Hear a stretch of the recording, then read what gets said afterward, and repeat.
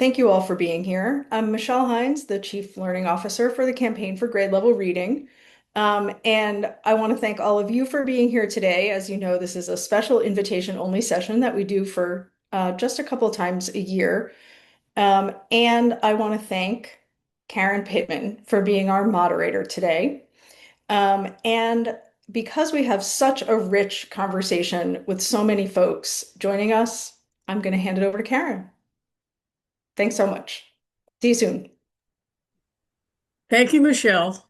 It's great to be here, and we really do have an incredible lineup of folks. So I'm going to be very fast. I'm Karen Pittman. If you don't know me, I'm the founding partner of Knowledge to Power Catalysts, co-founder with Marina Irby. Before that, we founded the Forum for Youth Investment, and did that for 30 years. And we're continuing this journey. We've also then founded the Alliance for Youth Thriving a couple years ago. And this is really an alliance that's really bringing together education, youth development, after school time, workforce development organizations into this space. And I'll go on to the next slide. But before I do that, I want to introduce, sorry, too fast. Before I talk more about what I'm doing, I'm going to introduce our panelists. They're exciting. We're going to hear, and you're going to be so thrilled to hear from Monroe Richardson from Unconstrained Kids. He is absolutely amazing. He's going to be followed with Elizabeth Anderson, who's in North Carolina with him, and the director of after school programs in North Carolina, the After School Center. And then we've got, go to the next slide, we've got Lex Evanson from the New York Public Library Children's Program and Services, and Lisa Gurney from New America, who is founding now this new National Commission on Learning Ecosystems. So we really have an exciting lineup of folks who are going to talk to us about how we think differently about learning, and particularly about unconstrained learning. We're going to put up a couple of quick slides before getting started, just to give you a sense of what we mean by unconstrained learning. Too often, we just think about schools, and then we think about the random places where kids spend their time. Over the past couple of years of the Alliance for Youth Thriving, we've really been developing this picture to show us all the places where learning happens and the people, places, and possibilities that we can imagine where learning happens if we really take a full 360 view, a 365 year-round view, the days and the hours and the full year. And we really also think about learning from infancy up to young adulthood. We know now that adolescence goes up. So I know we're going to focus on young children today, but the lessons you're going to be learning about unconstrained learning carry well into adulthood. And this is important because as we think about this, imagine the insights that we could have if we really did track where learning happens in all the places where young people spend their time. We would both understand, go on to the next slide, we'd understand the inequities that are there, because we know there's a correlation between having limited opportunities in your school and having limited opportunities broader in your community. We would understand the full level of inequities that are present in the learning environment, the learning ecosystem. We could also then ask questions in a different way. We could ask, do high quality experiences in one setting spark learning across others? Do they build resilience and agency in young people who are facing adversity other places? Do they lead to greater growth for students who start with fewer opportunities? We have early evidence that all these things are true, but we don't, if we just look inside of the particular system that young people are in, we don't see them. And so this is a really important opportunity for us to get a mindset shift to help us understand not just learning in boxes, learning in school, learning in classrooms, learning in sports, but get behind that to understand what kind of learning is happening and how this idea of constrained and unconstrained learning is so helpful. So we're going to go on right now to listen, and you're going to be thrilled to hear from Monroe Richardson. He is so incredibly brilliant. I don't have any other word for him. He's just brilliant in what he has been able to pull together from research that's been with us for a long time, but it has not been explained well. And he's going to tell us how unconstrained learning leads to unconstrained kids and understand why we need these unconstrained environments that we find in libraries and recreation centers and museums and parks and places where young people spend their time, after school programs, where young people spend their time learning more broadly and learning these unconstrained skills that will get them successful for adulthood. So Monroe, I'm going to turn it over to you, and we're going to start the clock and enjoy ourselves. Thank you. Thank you, Karen. Thank you to the campaign, and thank you for everyone who's here. You're all here today because charts like this bother you. Despite our best efforts, we've made far too little progress in improving reading and math outcomes for far too long. Now, it's not because of a lack of progress. Next slide. We have tried many things to improve reading outcomes. I think we're Need another slide.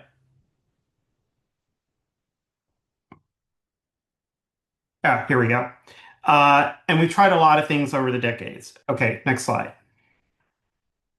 I think this next quote perfectly sums up the challenges of improving reading and math achievement. But the implicit promise in this quote, complex problems don't give up their secrets easily, is that there are secrets that can be discovered. And I believe if we listen carefully, research and data can whisper these secrets to us. So this quote comes from the New America Foundation. And as it describes, researchers in the learning sciences routinely make discoveries and develop new insights. But these ideas don't always make their way to the people that can use them or in ways that they can readily make sense of them. And in late 2023, I accidentally stumbled across a powerful 20-year-old insight about skill types. Now, despite reading hundreds of academic papers about literacy, I had never heard about this before. And in talking with people inside and outside of schools, it seemed like they hadn't heard about it either.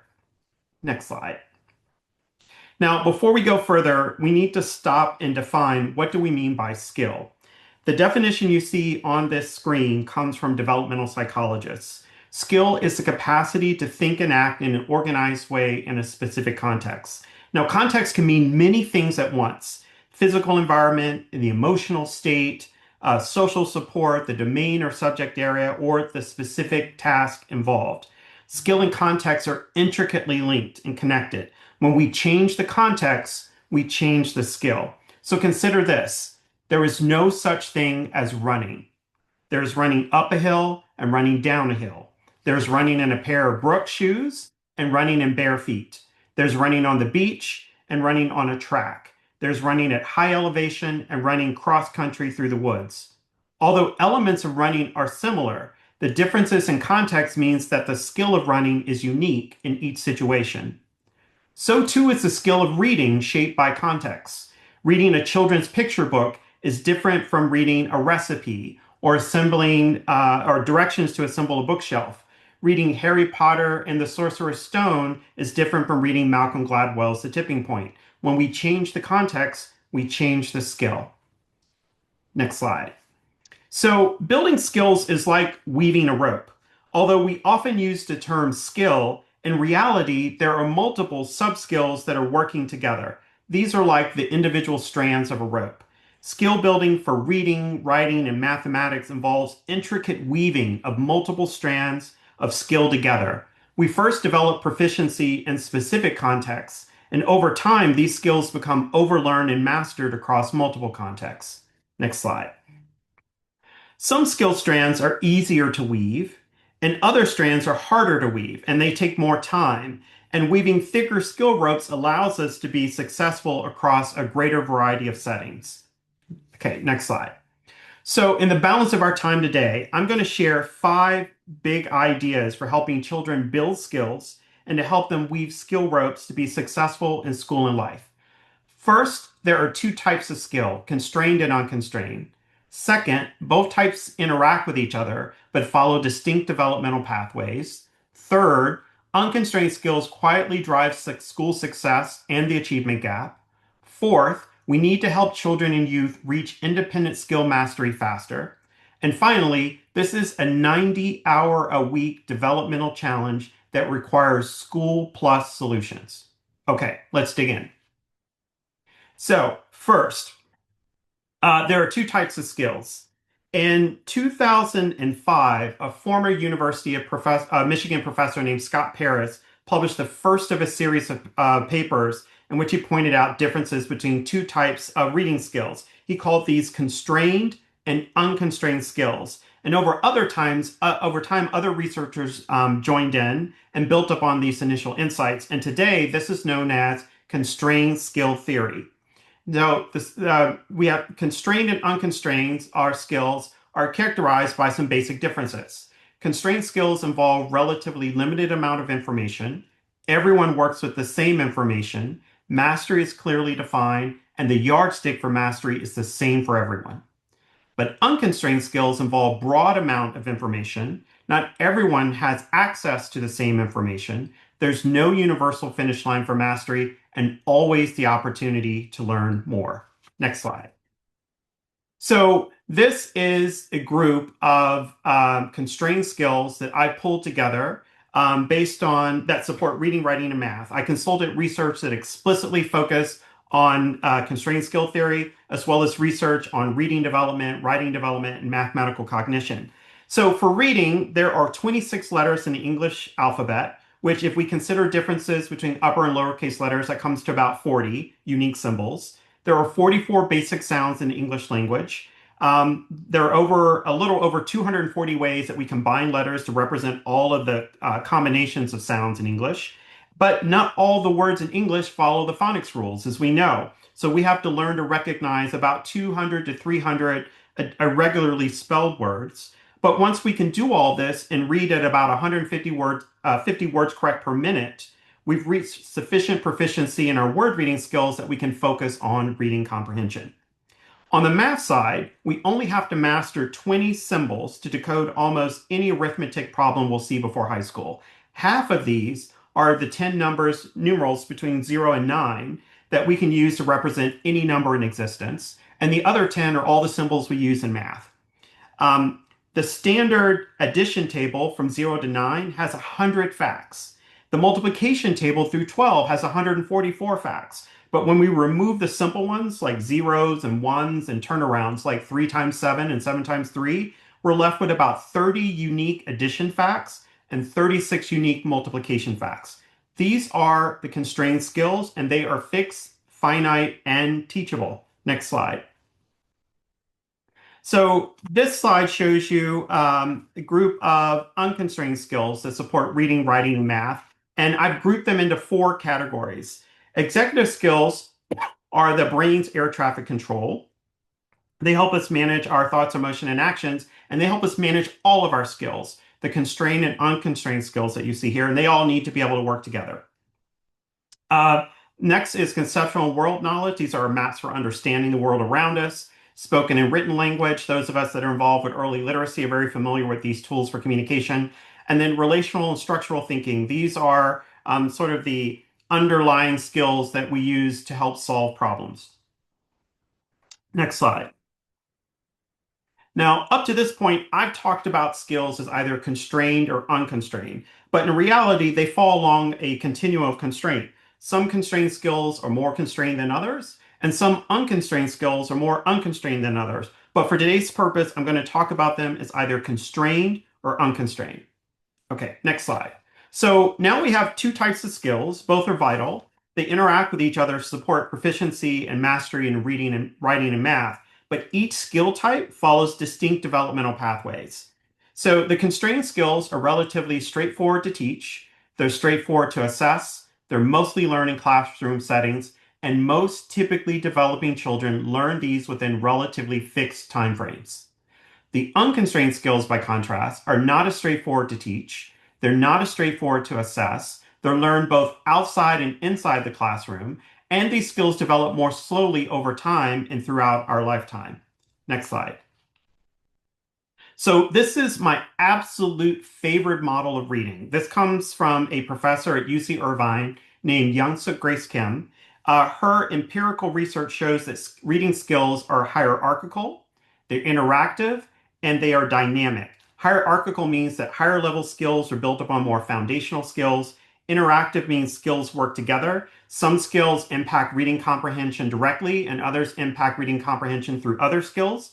And then dynamic means that the individual contributions of specific skills to reading comprehension are not static. They change over time as overall reading comprehension develops, and they can change in response to specific reading tasks or demands. I've colored the skills in this chart by skill type. So green are the constrained skills, phonics, decoding, and reading fluency. And blue are the unconstrained skills, the executive skills, oral language, listening comprehension, knowledge, and reading comprehension itself. Both skill types are needed for proficient reading comprehension. Next slide. Now, even though we need both types to get to strong reading comprehension, unfortunately, some skills are easier to weave than others. They require more opportunity and support. these constrained skill strands are largely woven in the classroom, but the unconstrained skill strands are woven outside and inside of the classroom. Next chart, next slide. So we saw this chart earlier. This is the long-term trend version of the National Assessment of Educational Progress, or the NAEP, also known as America's Report Card. The main NAEP, which started in 1990, reports on what children know on a variety of subjects based upon current curriculum and standards. This includes the reports on reading and math for 4th and 8th grade that many of us are familiar with. But this is the long-term trend version of the NAEP. By contrast, dates to the 1970s. It's focused only on reading and math, and mostly for 9 and 13-year-olds these days. It includes about 7,000 to 9,000 children for each subject. And the long-term trend NAEP is explicitly focused on skills and is designed to give us a snapshot of what American children can do. This chart shows a persistent achievement gap across racial subgroups over almost a 20-year period. Next slide. Now, this explicit focus on skill level in the long-term trend version of the NAEP allows us to dive into constrained and unconstrained skills. On the previous slide, we saw reading scale scores by racial subgroups. On this slide, we see a more nuanced picture. The chart on the left shows proficiency on simple reading tasks, a constrained skill. The chart on the right shows proficiency on simple inferential comprehension. This is an unconstrained skill. For much of this period, we've had about 90% or higher proficiency across all racial subgroups for constrained reading skills, but we've had lower proficiency for all subgroups for unconstrained reading skills.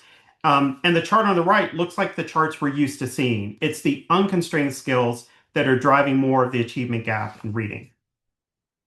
Okay, so in the next slide, we see the same thing for math, the exact same gaps by racial subgroups for the overall skill score. And then on the next charts, we see the exact same pattern for constrained and unconstrained math skills. Next chart, next slide, please. So you see the exact same pattern over the same roughly 20-year period. Okay, next slide. So we all understand the importance of ensuring that our children and youth acquire skills to help them be successful in school, work, and life. These include what are referred to as durable, transferable, or transportable skills. We often see these included in portraits of a graduate at district or state levels. And of course, reading comprehension is important. So is the ability to write. Clear writing is clear thinking. And mathematical proficiency is also important too.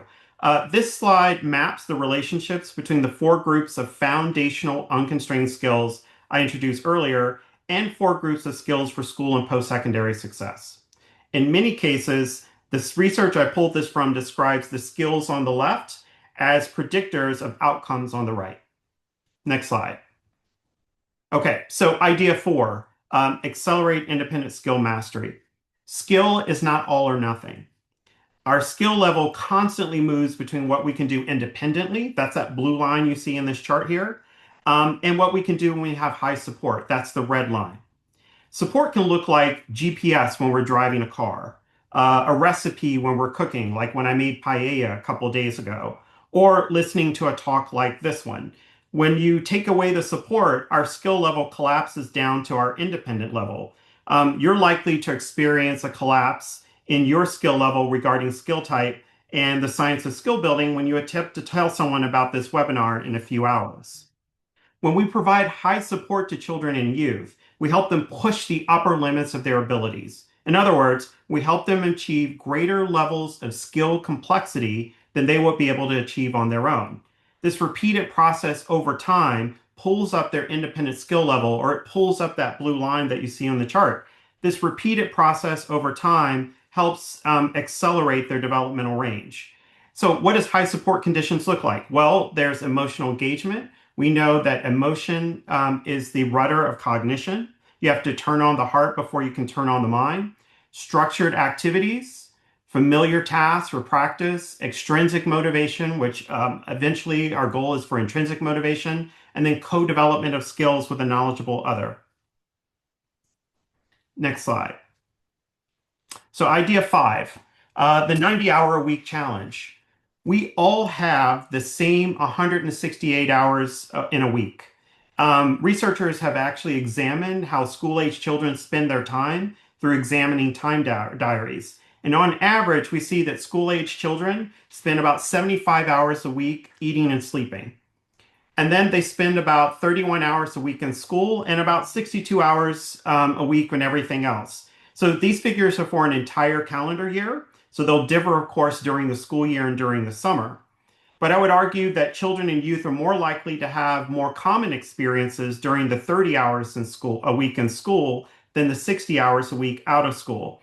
And this is a key challenge because we know that constrained skills are mainly developed in school and unconstrained skills are developed outside and inside of school.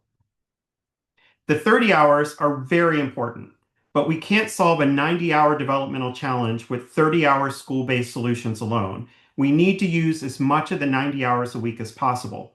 This means we need to think about how to get the most out of the time children spend in school and out of school, and we need to think about the best ways to align formal and informal learning to support constrained and unconstrained skill building at the same time. Next slide.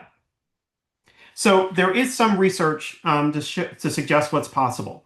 So I've summarized on this slide some findings from a study that was published in 2020. The researchers in this study explicitly looked at constrained and unconstrained learning activities at home. Taking into account child and family characteristics that are predictors of school outcomes, the researchers found a robust correlation between increased unconstrained language and math activities at home and children's growth in vocabulary and math problem solving. Moving from doing these activities 1 to 2 times a week to 3 to 6 times a week was associated with about 2 to 3 months of additional growth in vocabulary and about 2 months additional growth for math skills. The impact was even greater for children whose parents and caregivers did not have a bachelor's degree.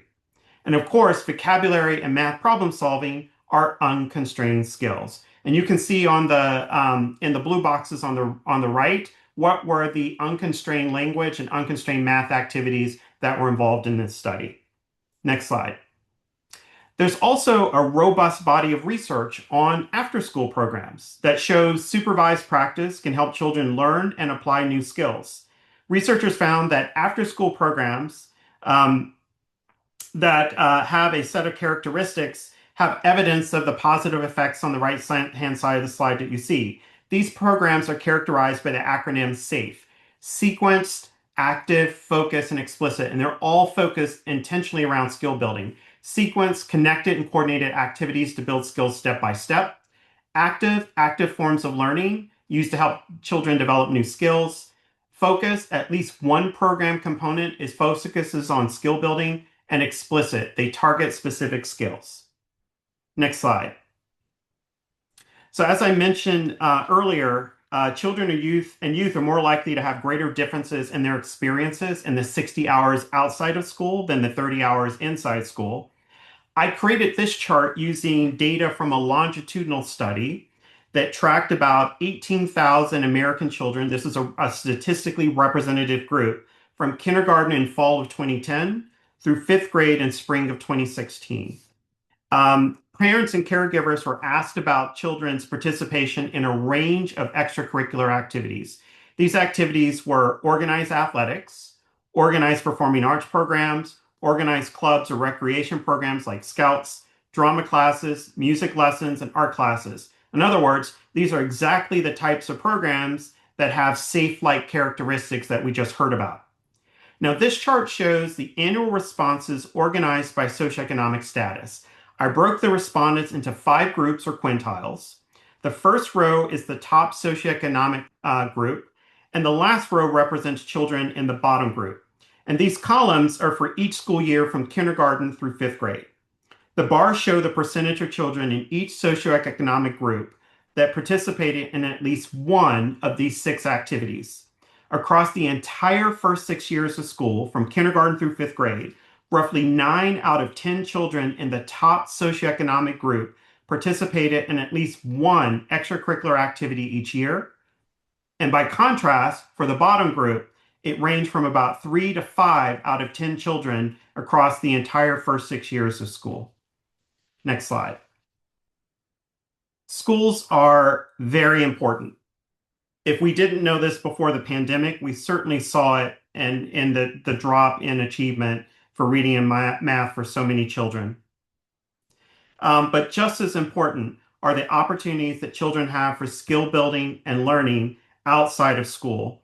As this great graphic from Karen and the Alliance for Youth Thriving shows, we need to build systems of opportunity within and across formal and informal learning to help children build constrained and unconstrained skills together.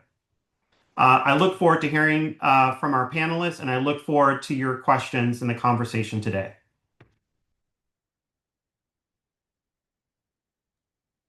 Thank you, Monroe. And as you were absolutely on time, as you promised. And again, this is why I say he is brilliant and amazing. I've been doing this work for 55 years. And I've been through that time, I really have been focused on how we can break down the conversation about learning to move away from the rigid academic and non-academic language. We have cognitive and non-cognitive. We have all of these ways of talking about learning that divide it in imprecise ways that favor the classroom over the larger learning environment. And what Monroe has just shared with us is the classroom setting is the most appropriate setting for building those constrained skills quickly. But if we don't then appreciate this larger learning environment where those skills get practiced and nuanced, you see the inequity that happens. And so, remember, I just want to thank you for that. And I want to turn now to Elizabeth to tell us more about how in North Carolina, your After School Alliance, your Center for After School has really been picking up on how we can help these more informal environments, these places where voluntary learning happens. Voluntary interest-driven learning is a very different kind of thing that happens than what happens in the classroom. And I also want to ask you, as you're getting started, how we're making sure we're taking full advantage of the learning that happens outside of the academic classroom, but in the school building and on the school grounds. So with that, I'm going to turn it over to Elizabeth. Thank you. Thank you so much, Karen. And thank you, Monroe. It was really lovely to hear all that information from you. As Karen said, my name is Elizabeth Anderson. I am the Senior Director of the North Carolina Center for After School Programs, and we are a statewide after school network in North Carolina who is focused on collaborating across sectors to advocate for equitable and high quality after school, summer, and out of school time learning, and supporting the after school field in our state. We work with makers, after school providers, education systems, state agencies, philanthropy, and others to convene and inform people about critical out of school time issues. Next slide. And we are based in the state of North Carolina, but good news for all of you who aren't is that we are a part of a 50-state after-school network, and there are after-school networks in each and every one of our states who do this important work.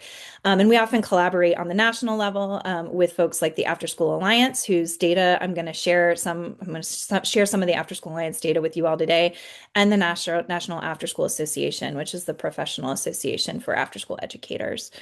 Next slide. And I feel privileged in North Carolina to be a neighbor of Monroe's. He's down the road in Charlotte from us, and was excited when I met him and got to hear him talk about unconstrained skills in this way because building unconstrained skills is something that we know in the after school space, we know we do often and very well. And so I'm going to talk to you a little bit today about how that happens, and also talk a little bit about why after school access matters for unconstrained skill development. Next slide. So Monroe shared a little about the hours that kids spend out of a classroom. The statistic I often use, and that honestly surprises me every time I use it because it's so much, is that children are spending more than 80% of their waking hours outside of a formal classroom when you include summer hours when they're not typically in school.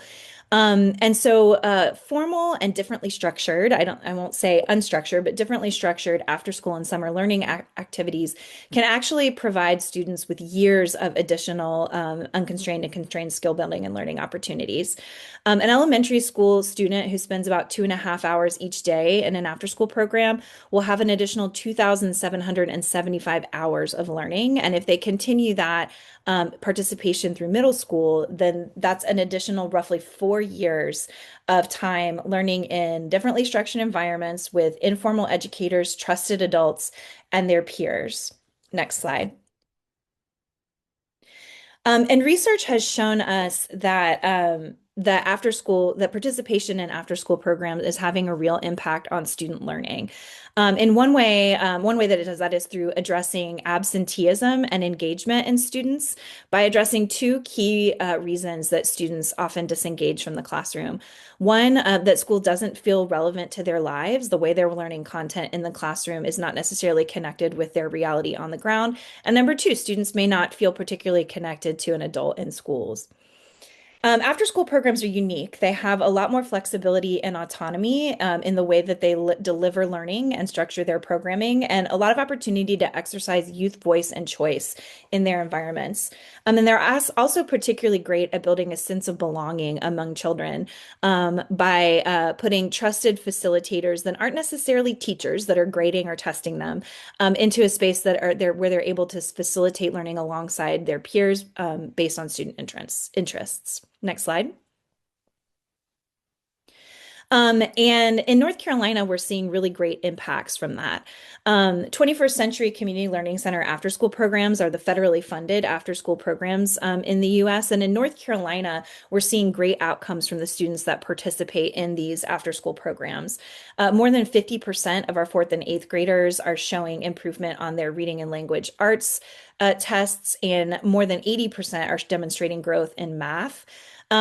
82% of our first through 12th graders had improved attendance rates. Almost 50% had a decrease in in-school suspensions. And a whopping almost 90% of first through fifth graders demonstrate an improved engagement in learning as measured by their teacher feedback. Next slide. And the ways that students are reaping these benefits in after school are through a lot of different ways and a lot of different types of activities. This is based on data collected by the After School Alliance that show that parents nationwide say that in after school programs, 90% of students are building social skills, 70% access to healthy snacks and meals, 73% are getting homework help and engaging in hands-on STEM learning. 85% participating in physical activity, and then 68% learning life skills like the ability to communicate, and many of those unconstrained skills that we saw on Monroe's chart that he showed us. Next slide. And parents agree. When kids are enrolled in after school, they are engaged in real life and off screens. They're learning those unconstrained skills, social skills, responsible decision making, teamwork, critical thinking, leadership, and becoming more excited about the learning experience that they're having in the classroom. Next slide. And I'm going to quote an article from Youth Today, since we're here with both Karen and Monroe, that quoted Monroe that says, "After school programs are a great place for students to learn hard skills in soft places." After school programs, because they are differently structured and not beholden to the same constraints as the classroom, or have the same number of responsibilities and pressures that we're seeing in schools, they have opportunities to give students learning experiences that they can't have inside of school buildings.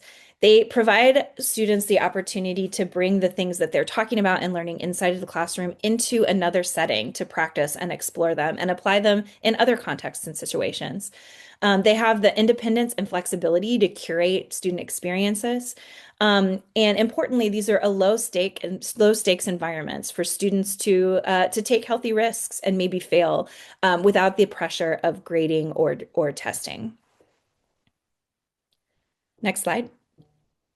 So that is the good news about after school. It certainly promises a lot in terms of providing this additional environment and structured support for students to build the unconstrained skills that support their classroom learning. The unfortunate reality, though, in the US is that we have a lot of after school gaps and barriers that we need to address. Next slide. In 2025, in the US, there were about 7 million K-12 children who were enrolled in after school, which left more than 22 million students in the US who wanted to be in after school programs but could not participate in them for whatever reason. So that's more than 3 in 4 children nationwide that want to be in after school but are missing out. Next slide.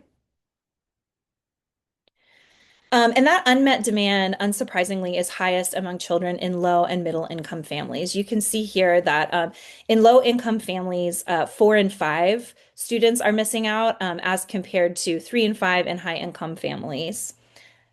Next slide.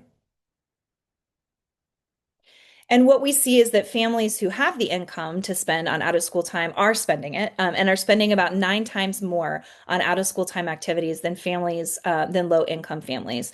So low income families are only spending about $734 on out of school time activities a year, as compared to high income families who spend more than $6,000 on opportunities for enrichment, sports, arts, theater, and other structured after school learning.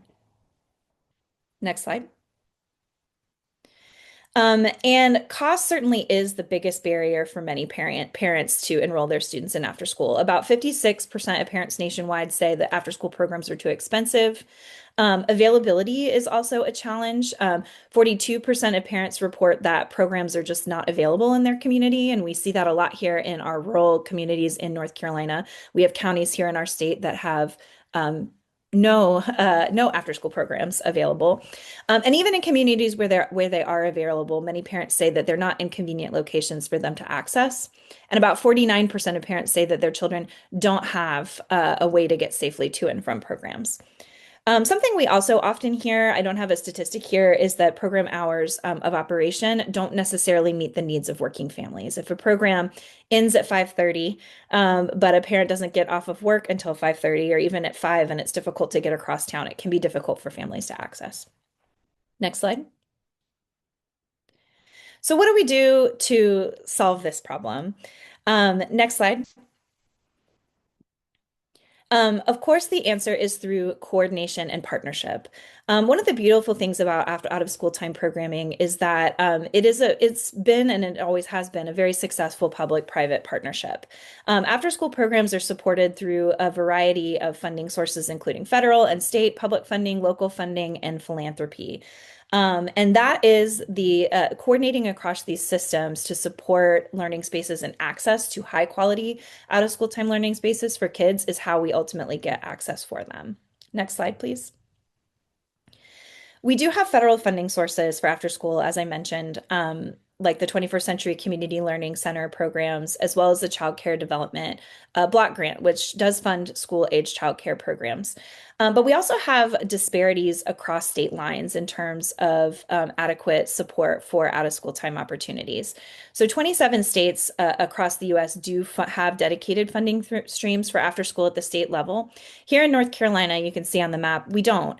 And that leaves us disproportionately reliant on federal funds, which are becoming increasingly unstable, and philanthropic dollars, which are really hard for small programs with limited administrative capacity to access.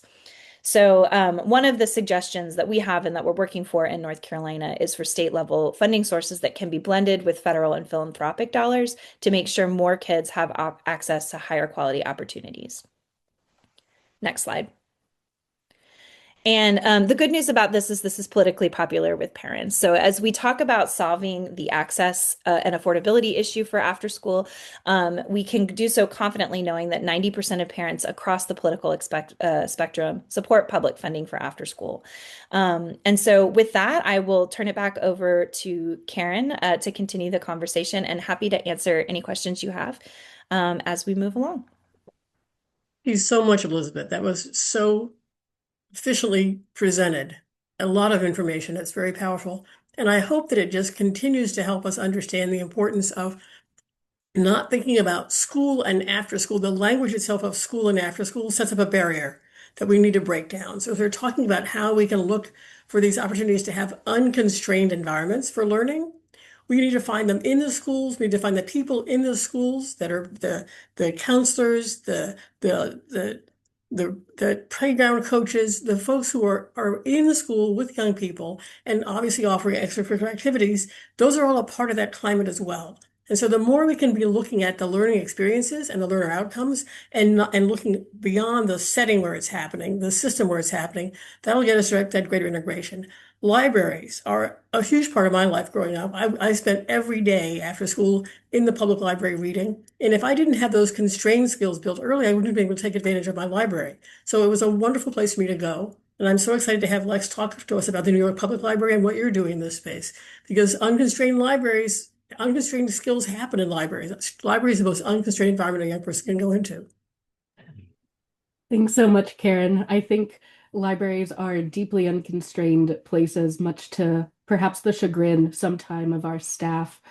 But I've been so inspired listening to my peers and am excited to share broadly what we're doing in New York that highlights unconstrained skills and what that looks like. So, Elizabeth, I really appreciated the way that you framed differently structured programs and soft spaces because I think that perfectly sums up the library. As Karen mentioned, my name is Lex Abenshaw. I'm the Director of Children's Programs and Services at the New York Public Library. We support approximately 90 branches across the Bronx, Manhattan, and Staten Island. Pardon my voice. It is allergy season, everybody. And my team and I support kids through the work of our branch staff. So that means we are training staff, designing programs, and ultimately working in conjunction with the folks on the front line to give kids opportunities to practice constrained skills, but really lean into those unconstrained opportunities. And so I really think of the library as the original unconstrained hub, just like Karen said. We are vital spaces of learning for our lifelong learners. And I saw some emojis. We've got other library folks here in the chat. And it is such a joy to be at the library because it is entirely voluntary, right? There's nothing compulsory about the library. And that is where we see these opportunities to really develop our passions, not just discover them.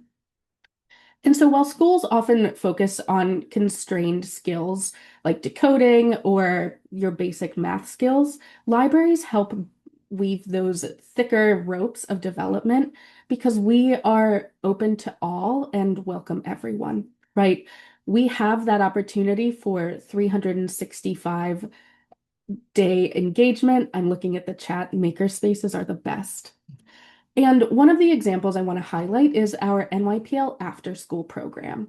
So this is similar in essence and spirit to what Elizabeth has described, but it is a drop-in program. So it operates, at 52 of our almost 90 locations, and it was built on the foundation of traditional OST programs. But we knew that there was something that didn't mesh well with who we are as a library.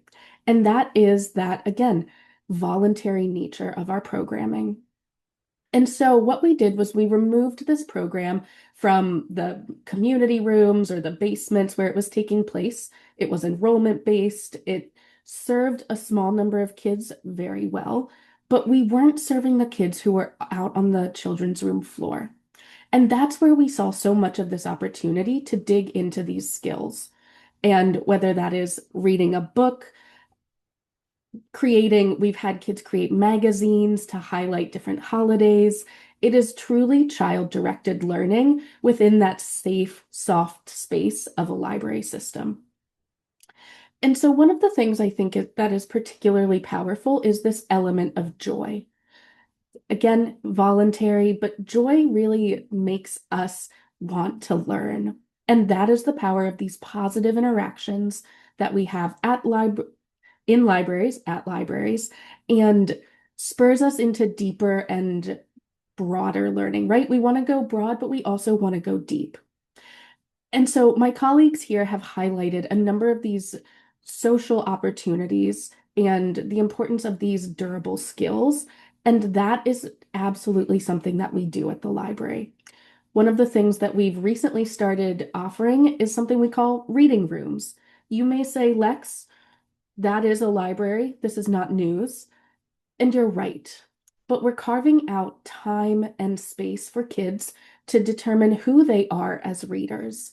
So we're hitting that read a book, unconstrained skill, but we're also giving them the language to talk about what they like as a reader, how they like to read, what's the environment that they're interested in when they're reading. And we've seen it pay off in such incredible dividends. We encourage kids to collaborate on murals that visually represent what they're reading and what they're learning, and it becomes a community art celebration at the end of a particular time, whether it's spring break, midwinter break, what have you. but it's something that stretches beyond the boundaries of a particular time frame, right? There's so much power in reading and reading together because it is truly a social activity. And Elizabeth noted this too, but the real opportunity here is in partnership. Kids are in schools, and that is such a critical part of our education. But to Monroe's point, there is a finite amount of time that kids spend in our classrooms. And so building the partnership connections and the ropes that bind us all together are so critical. We work in lockstep with our school system, which is quite large, as well as more formal OST programs. And it's through this larger ecosystem with folks who are dedicated to unconstrained skills that we are able to have true impact in our communities. And so I have a call to action for you today. And our ecosystem is so much stronger when we work together, whether that's in our cities and our towns, our states, or across national networks. And if you're not connected to your library, reach out. There's a wealth of resources and services to help kids drive these skills, discover who they are as readers and learners, and create things together. Um, Libraries are not a replacement for a classroom. We are absolutely the school plus solution that aligns both formal and informal learning, and we can build better together to help kids reach their flourishing state. And I will turn it right on back over to Karen. Thank you, Lex. That was again wonderful. As we're talking about this, and you ended with, this idea that libraries are just wonderful places where learning happens, and in different ways. We really do need a language that helps us break down the boundaries between the systems. And libraries are a system. They're just a different kind of system. They're a system that's really embracing voluntary learning, unconstrained learning. They're set up differently, as are all the other systems that we've been talking about. But when we think about this, I keep going back to a quote from Remake Learning, from their piece called Shift. If you haven't read it, you should. It's wonderful about how do we really shift the mindsets. And so you keep asking about how do we shift policy. We have to first shift mindsets, public mindsets, policymaker mindsets about what it takes to support learning broadly defined. And if we don't take Monroe and other people's brilliant definitions of how we redefine learning out of the way that we thought learning happened 50 years ago when I was sitting in classrooms, then we're going to always get back to this over-preferencing the constrained learning that happens in your academic classroom and not building up these other experiences. So the quote from Shift is, learning ecosystems are everywhere, but it takes careful stewardship to help them thrive. And so we're going to learn more from Lisa now about what it takes to get a thriving ecosystem going and how we think about striving and having stewardship in these broader contexts and what schools are doing in that space. So Lisa, tell us a little bit about the National Commission. Great. Thank you so much, Karen. It's really exciting to be with all of you. And Monroe's just kicked off such just a vibrant conversation here, and just really pleased to be a part of it. What I'm going to do is quickly take you through a couple of slides that are introducing a new initiative that we're running at New America, but honestly is very much all about everybody that's on this call. The Campaign for Grade Level Reading is a big partner in this. Monroe and Karen are big parts of this. Many of my library friends are deeply connected to this. So I'm going to take you just through a couple of slides to explain what we're getting started here. You can go to the next slide. What we're doing is bringing together leaders to focus on place-based learning ecosystems. And it's a 2-year project funded, and our startup funding is from the Grable Foundation. So a big thank you to Grable Foundation for enabling this. And what we're going to be doing is looking at these kinds of ecosystems in communities, in regions or geographic communities. And we're making sure that these are places that are including all sorts of different, what we're calling sites of learning, and public schools are absolutely part of that. So I just want to put a big kind of +1 to what Karen mentioned a few moments ago about how important it is to have our public schools and our kind of out of school time environments working together. We can't do it without our public schools, but also our public libraries and our museums and our early learning programs and our after school and summer programs, our recreation centers, technology hubs. Love the makerspace conversation that we've been having in the chat. Public media stations are very much part of this, especially in particular communities where the media station is right there and works with schools and educators, apprenticeship programs, post-secondary campuses, and more, right? This is very much kind of an abundance agenda when we're talking about where our sites of learning are. So if you go to the next slide, I'll just quickly take you through what the work of this commission will be over the next couple of years. We'll be sharing lessons on what works. We'll be discussing challenges and investigating sources of pain points. Why is it so hard sometimes to make these connections, right? We'll be developing resources for tracking and measuring impact. Impact is really our big theme. We need to be able to, if we're going to make change happen, we need to make sure that the public and policymakers can see that this is leading to positive change, and spark some strategies for communicating that impact, disseminating these stories of success. And then we'll have some policies at the end of our work, which will be at the end of 2027, to support healthy, equitable learning ecosystems in communities.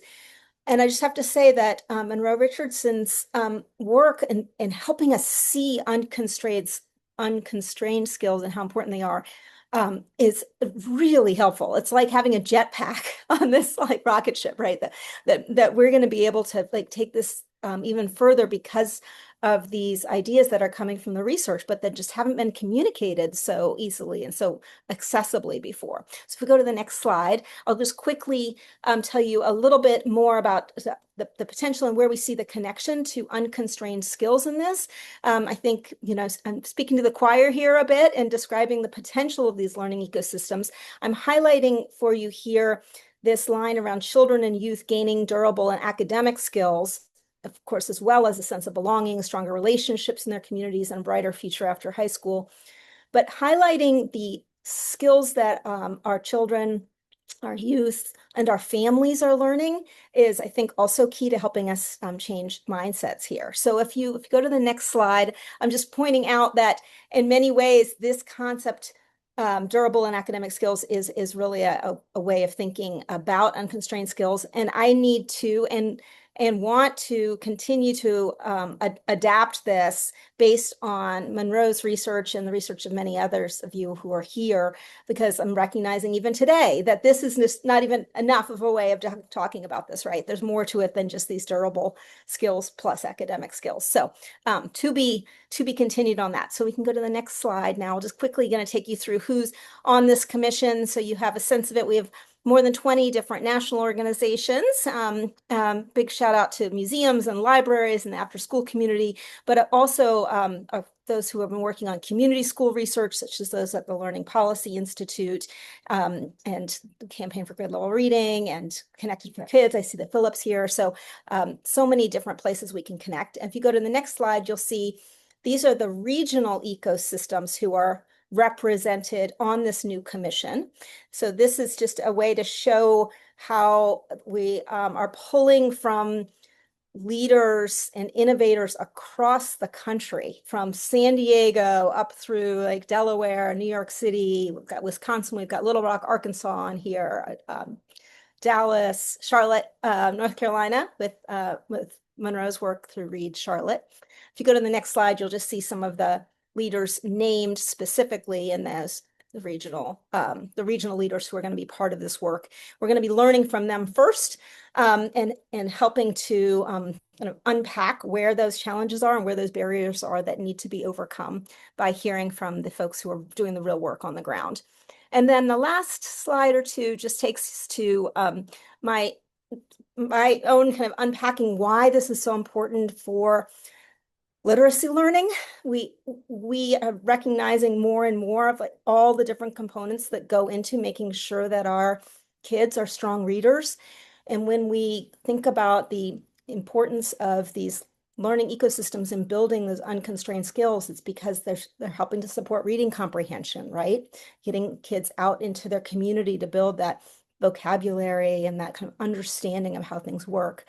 It's also about opening up opportunities for children who learn differently, for neurodiverse children, for those who children who have different learning disabilities, and, and may work better in different kinds of environments than just sitting in a school classroom, so that they too are feeling like they're really achieving and growing. And then lastly, I think there's something really important here to tap into to support attendance and tackle chronic absenteeism. The more that we're making these kinds of learning environments available to our kids, the more that they're going to want to go to school, the more that their parents are going to see that school is a place where they can connect better to these kinds of environments. And I think this is where we can kind of pull on how schools and out of school time really do need each other and can be connected together. So that's the last piece. I think my next slide is just a way for others to get involved if you'd like. We're welcoming anybody who's interested in this to join us. We are putting together some communities of practice and some facilitated conversations that'll start this summer that will be including those on the commission, but also those that may not be on the commission, but are wanting to share their lessons learned and also learn from others. So thank you. And Karen, back over to you. Wonderful. This really is so exciting, and it's great to have so many of the folks that are going to be a part of this commission on the call with us today. Obviously, you picked well, both Siobhan and Lisa, in putting your groups together. But I want to pick up on your last comment about engagement and the connection between learning and engagement, the connection between unconstrained learning and engagement, and specifically share, I don't have a slide to put up, but we all know this, engagement in school declines for every year kids are in school. When kids go off to kindergarten, you got 97% engagement. Young people go off ready to learn. By the end of fifth grade, it's down to 50%. By the time we get to high school, it's under 30%. Young people are mostly saying they're not engaged in what they're learning in school. So how does unconstrained learning, how does this idea of unconstrained learning help us tackle the engagement challenge? Monroe, we can start with you or anybody who wants to kick in. Uh, Excellent question. I think a lot about sort of the conditions for learning, and particularly thinking about what we know about skill building. Kurt Fisher at Harvard and his colleagues did decades of work on what's called dynamic skill theory, which for me is really sort of the science of skill building, how are skills developed. And we know that emotional engagement is an incredibly important part. In fact, I would begin there.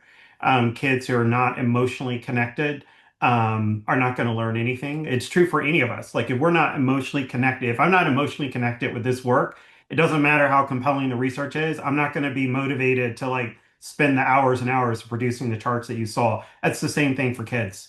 And so that emotional connection is important. We also know that social emotions, the connections, emotions from other people are huge drivers of engagement in learning and skill building, and really thinking about that is really important. Motivation is absolutely important. All of these we can talk about these separately, but emotion and motivation and engagement, they're all sort of combined together, and really attending to the conditions for learning and skill building is really important. And I would say that frankly, this is part of the superpower of organizations outside of the school system. It's not to say that it doesn't happen in schools or can't. I'm not saying that.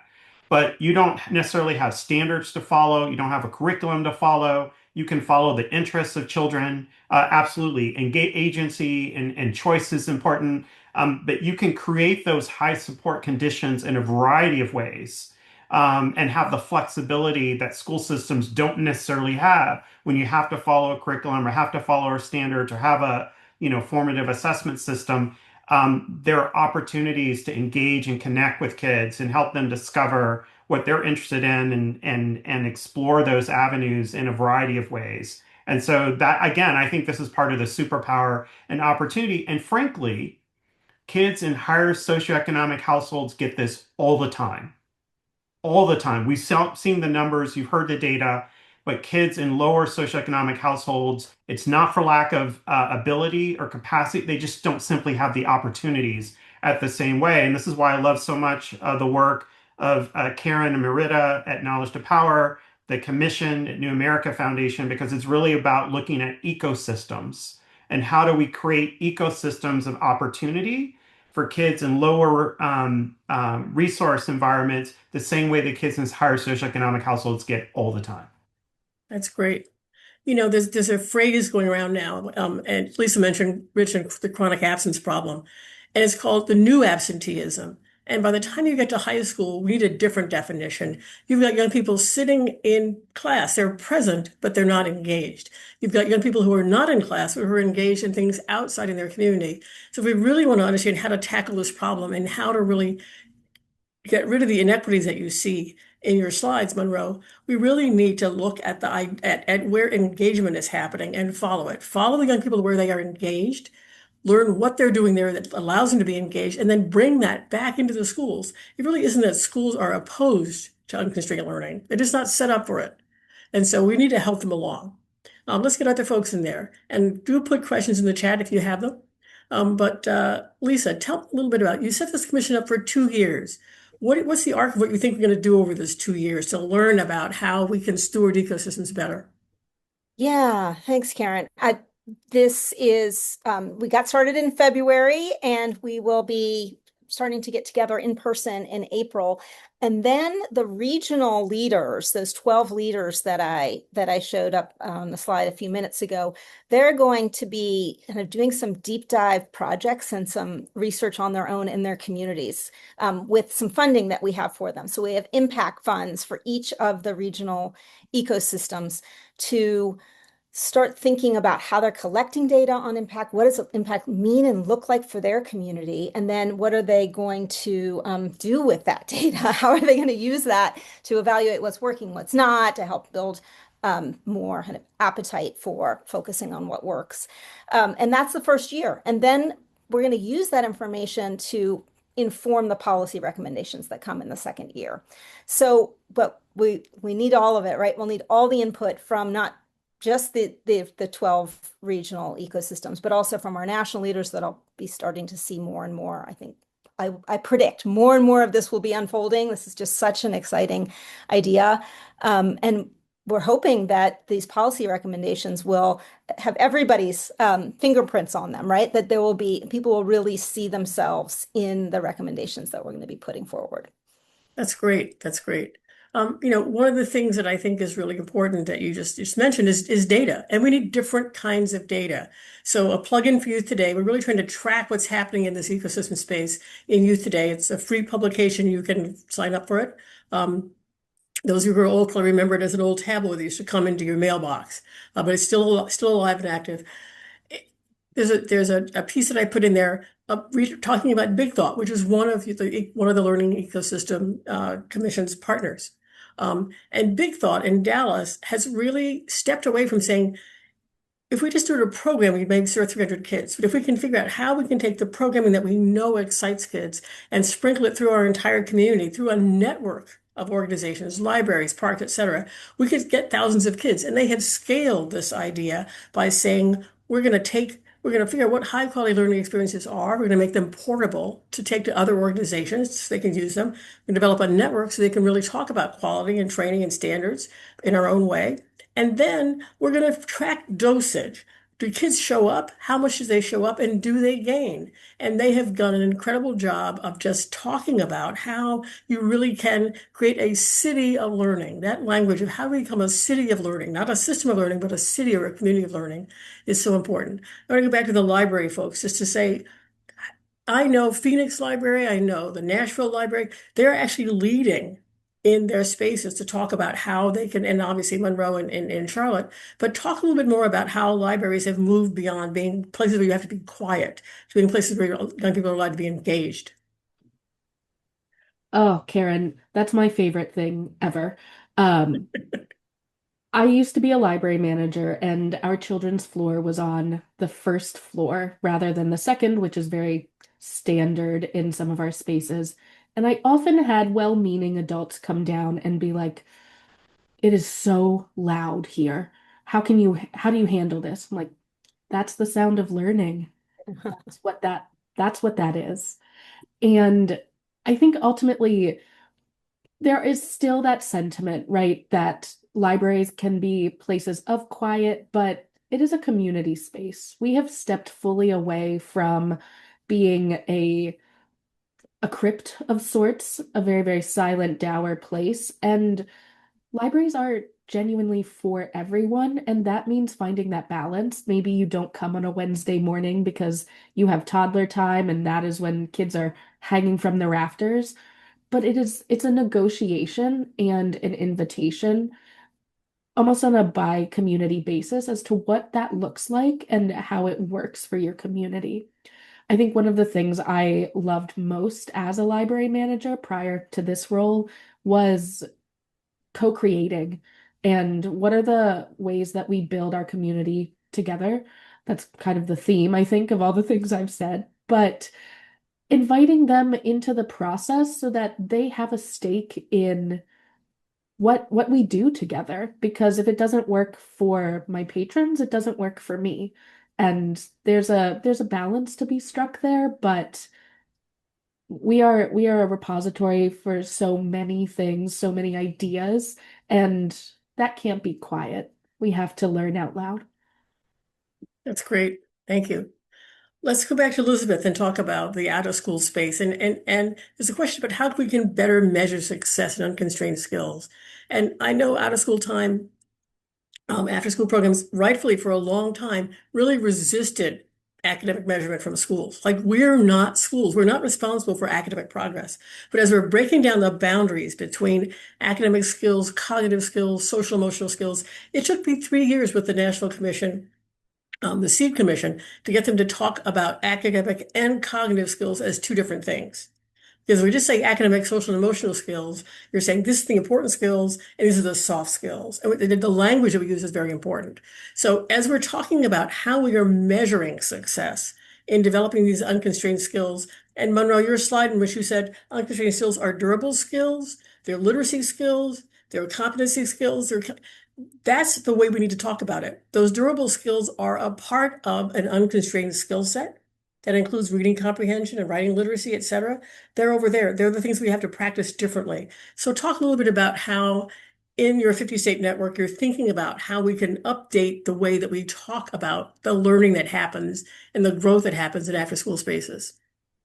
Well, I think one unique challenge of out of school time settings is that it's varied and diverse, and there are a lot of different things going on and different activities that are going on. So you can't you've seen one after school program, you've seen one after school program, right? There's varying different types of activities that are taking place and varying level of quality that we see across the board. So I think one important piece that needs to happen in order for us to be able to measure these types of skills is to first of all agree upon what the skills are that are practicing and giving a language to it. I think that's one of the things that's really lovely about this work that Monroe has pulled together on unconstrained skills is it gives a language to the types of things that we know we've always known that we've been doing these in the after school space, and we think we know we're good at it. We see improvement in kids, but we haven't necessarily given the language to or agreed upon these things that we're going to measure. So I think one thing is that as a field is to agree upon which of these things we're going to track and how we're going to track them. And I think that also requires a degree of coordination across systems that includes our schools and school districts, that includes data sharing and information sharing about students, because we might see the students in different settings across the community. Sometimes after school programs are in school settings, sometimes they're not, but they're the same students, and they're everybody's students. And so I think that those are some ways that we can begin to move forward in terms of tracking impact on these specific areas. Great. And when we think about learning and the connection of learning to skills, I keep going back to the power of us having everybody talk about learning and how learning happens, which we understand much better now. What skills young people are learning, and then back to your point of context is everything. Demonstrating a skill in a context is what needs to happen. Obviously, the confidence to demonstrate a skill, if you have it in a context, is driven by your relationships. If you don't feel safe, you don't feel supported, you don't feel known and recognized, you're not going to show that you have a skill even if you have it. And that happens to young people a lot of times. That's not equitable. And so as we're thinking about this, it's really so important to us to take advantage of the fact that portion of a graduate, that work that's going around the country, schools really are trying to say it's not just about your grades in reading, writing, and math. It's really about this broader set of competencies. The number of schools districts that have sort of brought their communities into a conversation about what are the broader skills we want our young people to have. There are combinations of durable skills. Over and over again, we're seeing it. It doesn't matter what the message is. Once we get to the skills that you need to have to participate in real life, you're on the right track. And so as we're thinking about that, we really then need to come back to say, what are the experiences that get you those skills? And how do we track at the experience level? If we can stop just saying what program or how much time did you spend in a program and how much time did you spend in a learning experience, I think we'll get a lot farther in measurement to your question, one of the questions here.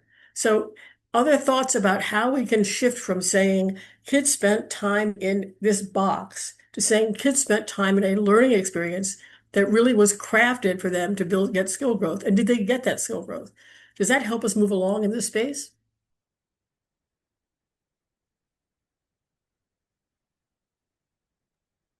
Are you asking Anybody? Open anyone? question. Can you repeat the question? I'm sorry. To help kids move, agreeing upon these things to help kids move how we're measuring. Yeah. So let me try it again. We often name our programs by the topic. This is sports. Yeah. This is outdoor education. This is maker spaces. We don't name them by the skills that they're building in those spaces. And so if I say I'm in algebra and somebody else says I'm in whatever, you're not going to see that you could be using and building the same skills in both of those very different places. If we can get from naming the program and the type, the content to talking about the context and the actual experiences happening, I think we would get farther in helping us understand how we break the walls down between these things and actually get to the kind of unconstrained experiences that we need to have kids have. So that's just a thought. That's my thought, but that's my passion, Monroe. How do we really change our language to understand this is at the experience level that we need to be tracking? And that's where the differences are at that experience level. That's what accounts for those differences. One other thing, and I'll take this back to Elizabeth, in one of your slides, you said 4 out of 5 kids aren't getting the out of school programs that they need, but 2 out of 5 kids at the top quintile, or maybe it was Monroe's slide, are not getting the series that they need. When I saw that slide, I said, I don't think we're measuring them right. Because I don't believe for a second that young people in the top quintile of family income in this country aren't in some kind of skill building experience, unconstrained skill building experience. I don't believe that. They may be in a private music lesson. They may be in a ski lessons. They're doing things to build those skills. They're just not in things that we call programs. So how do we get to measuring skills versus programs? Yeah, absolutely. So I agree with you. I think that that is all about how we defined at a school time program in that particular set of data collection. But I also think it's like a both and. I think that sometimes what draws students to a particular activity is their interest in the activity, right? So being able to have a student that's able to say, I'm really interested in theater or art, or I'm really interested in soccer. I'm really interested in basketball. Like that's maybe what draws the student in rather than talking about the specific skill. But there Yeah, needs to be an effort to translate both for the student so that they can own the skill that they have learned. exactly. So there needs to be some kind of, I think one of the things that support student learning is having adults who are trained and supported and able to help do that translation for students in the environment to help them understand what it is they're learning, and to support them carrying that forth to other contexts. And another piece of it is being able to translate that from the after school setting to other stakeholders that might not understand why playing on a basketball team matters, but do understand why being able to communicate, anticipate, work together as a team matters. And so I think that there's like a level there where we're able to still appeal to the kids based Yeah, on what type of program they're absolutely. in or what it is they want to do, to kids and families, but also to have the translator piece. And I think that's where intermediaries come in, actually, often, where we're able to kind of translate between the field of folks that are working directly with the kids who speak the language of the kids, and then also are, this other broader set of stakeholders who are very much impacted um, by kids' ability to develop these skills in various contexts, but don't necessarily know it. And so we're able to kind of play this role of being able to serve as the translator. Yeah, absolutely. And in the SAFE model, the Durlock and Weisberg model that Monroe put up, the explicit skills is really naming them for kids. Naming, you came here for basketball, you came here for photography, you came here to do your homework. But the skills that you're actually building and doing that are what we have to name. And young people love that.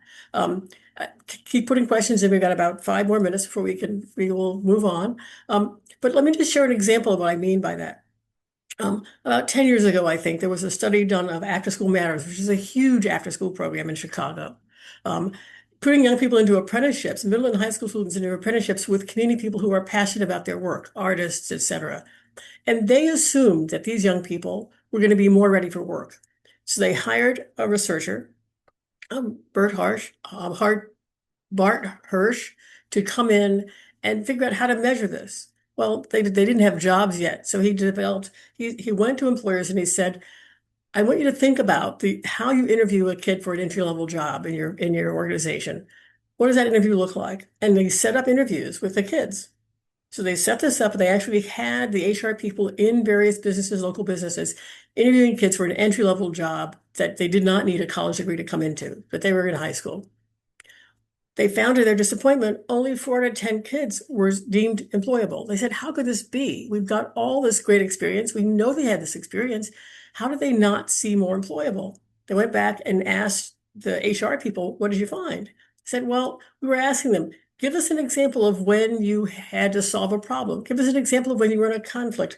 Give us an example of when you had to really listen to somebody who was different from you. Give us an example of how you're using your skills. And they couldn't give them examples. Now, they had built the skills, they'd had the experiences, but they hadn't had the explicit translation of you're building this skill. So what Bart Hirsch did was he said, well, I'm going to come back. It's not that they don't have the skills, they just don't recognize that they have them. So he developed 6 little 45-minute sessions in which kids sat around together, no adult, and talked about a skill and what experience they had had in using that skill. And then they had them re-interviewed by the HR people, and it went from 4 out of 7, 4 out of kids being ready to 8 out of kids being ready. They doubled the number of kids who were ready just by having them understand the connection between the experiences that they'd had and the skills they had built. So the explicit part of that formula, how do we get explicit about telling young people what skills they're building and what skills they're needing? AI is helping us do this now in incredible ways to match the skills that young people have to the skills that they're going to need in a job or a context or a civic context to how they're going to find someplace to actually go practice and build that skill. That's all possible with AI. We need to do a much better job of that. Here's your engagement poll popping up on the screen. I'm going to give everybody a last round of comments on as we're wrapping up, and you're doing your engagement poll if you're a participant. Let's start with Lex. What would you like to tell people in your last minute with them? Oh, last minute, that's tough.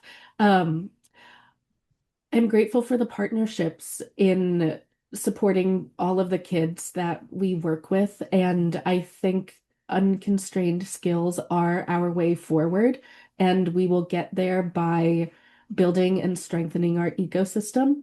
I put this in the chat, but I'm looking forward to connecting with everyone, including those in the chat, not just the panelists, uh, to do just that. So thank you all. Wonderful. Elizabeth, we'll go back to you.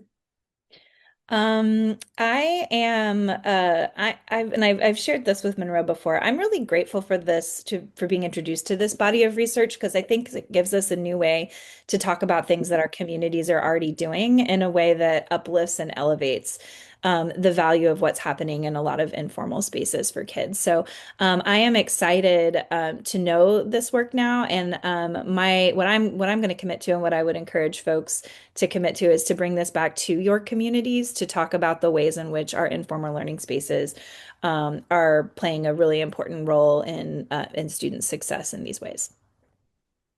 Wonderful. Lisa?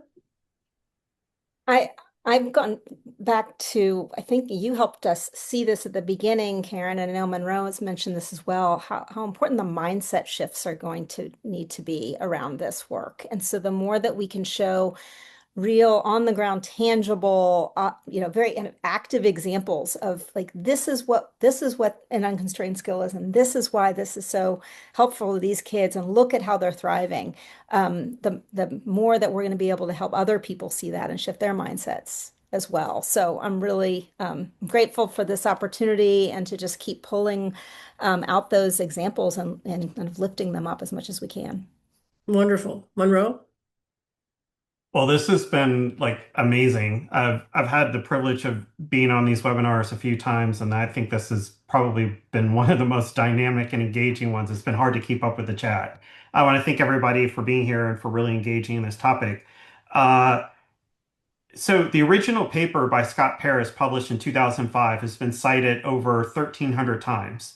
In academia, that like puts it in the top one half of 1% of papers. Researchers have been talking about this among each other for 20 years, but they forgot to tell the rest of us that are out in the field, like helping kids. And so I'm so excited that we're finally talking about this. And I would say, I think the big opportunity for us is to find really to think about ecosystems. How do we bring together diverse stakeholders, school systems, libraries, science centers, museums, arts programs, extracurricular programs, programs that work with families all together, discover common agendas across our differences? Because we don't have to solve everything to begin to work on this, but to begin to work and intentionally give more children the opportunity to develop these critical skills. I'm really excited. I hope there are some folks who leave today on fire about this, and I hope if you are, that you'll reach out to the folks that you see here on the panel that are working on these issues in different ways. Thanks so much for being here, and thanks for listening and engaging. That's wonderful. And my last word will be, don't give up on schools.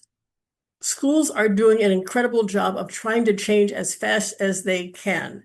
They are trying to change a 100-plus-year-old system that was not designed to do, before this research was done, it was not designed to do what we need young people to do today. So there are so many wonderful examples and networks. They're all in the commission: Education Reimagined, Remake Learning. Someone put in the Next Gen Learning Center, Learning Challenge. All these folks are collecting stories of schools that are doing this. It's not that we can't do it, but the equity question is huge. We've got schools that are breaking down the walls. They're doing wonderful things. At the same time, we have schools that just have kids sitting in desks doing worksheets. We've got to get this problem solved. And the mindset shift that Lisa mentioned is going to be important to that. Our out-of-school time partners, I think, have to be bolder in stepping up into this challenge. You can be ecosystem stewards while you're still building up a strong after-school system. We can be these partners. And so I invite all of you to join the Alliance for Youth Thriving. It's just around these issues. How can we really come together differently to support the ecosystem? And the last thing I will say is, we have learned in doing interviews with folks that system leadership is different from ecosystem stewardship. They require different skill sets and mindsets and structures. And so in the paper that I dropped in the chat a while ago, you'll see 4 examples of very different but equally powerful ecosystem intermediaries that are not trying to build up programs. We're trying to build up networks of programs. They really are trying to say, how do we take learning experiences, get them to be really powerful, and then seed them throughout the community in every way we can, and then support them. It's a different thing, and both of these are needed. We need system leaders, we need ecosystem stewards, and we need these mindset shifts. So I'm going to hand it back to Michelle to wrap us up.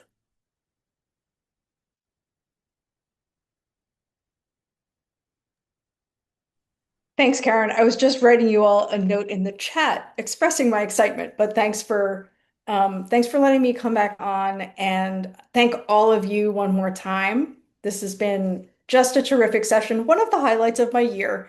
And I want to thank the folks we don't see on screen, Siobhan, who's been backing us all up in the chat, and Sierra, who always does such a great job producing. And we look forward to seeing you again soon. Have a great day. Thank you.